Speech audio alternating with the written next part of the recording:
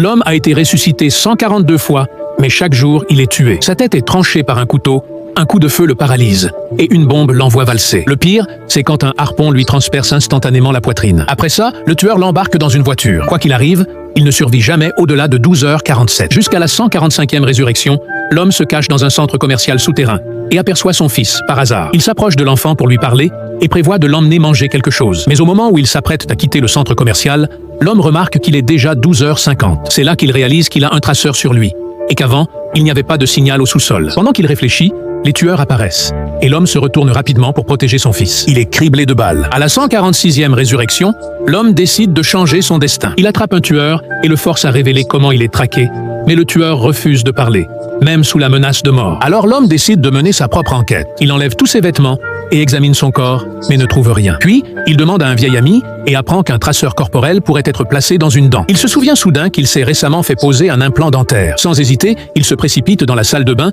ignorant les avertissements de son ami, et commence à s'arracher les dents une par une. Finalement, il trouve le traceur caché dans l'une de ses dents. À partir de ce moment, l'homme peut prédire les mouvements des tueurs. Lors de sa prochaine résurrection, il utilise la dent avec le traceur comme appât, attire les tueurs, puis leur tend une embuscade et les tue un par un. Même le tueur barbu est abattu de la même façon avec le harpon. Après s'être occupé de la petite frappe, il est temps d'affronter le patron. Le patron se trouve dans une base de recherche en physique. Lors de sa première tentative d'assaut de la base, l'homme percute le mur avec sa voiture. Au deuxième essai, il fonce dans la base, mais elle est gardée par plusieurs agents de sécurité armés. Mais l'homme n'est pas dans la voiture. Il utilise une bombe pour faire exploser les gardes. Mais de façon inattendue, le chef de la sécurité apparaît à côté de lui. À sa troisième tentative, l'homme tue un tueur qui lui ressemble, se déguise en lui et utilise une carte d'identité pour s'infiltrer dans la base. Il réussit à entrer dans le bâtiment. Mais quand il essaie de prendre l'ascenseur pour le dernier étage, il réalise qu'il n'a pas les droits d'accès appropriés. À la quatrième tentative, l'homme tue un soldat dans l'ascenseur. Mais quand il sort, il fait face à une mer de gardes armés. En désespoir de cause, l'homme se tire une balle dans la tête. Et les gardes sont sidérés. À sa cinquième tentative,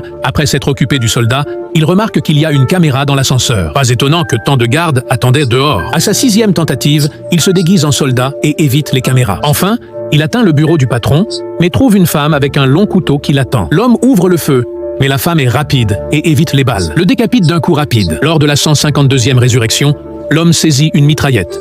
Mais même après avoir tiré rapidement, elle le poignarde dans l'abdomen et le décapite à nouveau. Lors de la 153e résurrection, l'homme essaie d'utiliser un fusil, mais n'arrive toujours pas à la toucher et perd la tête une fois de plus. Il est clair que les armes à feu ne marcheront pas.